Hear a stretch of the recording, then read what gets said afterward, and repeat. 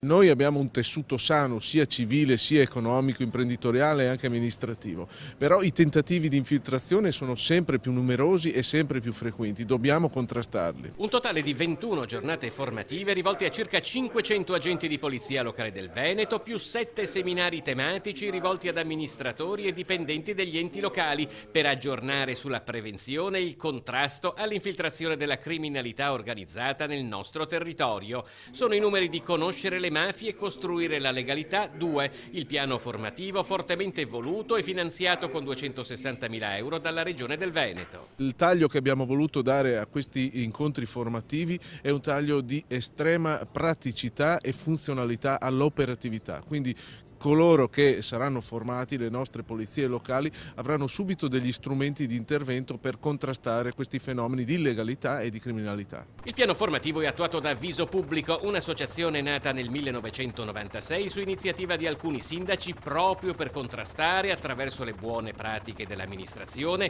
le infiltrazioni mafiose nel nord Italia.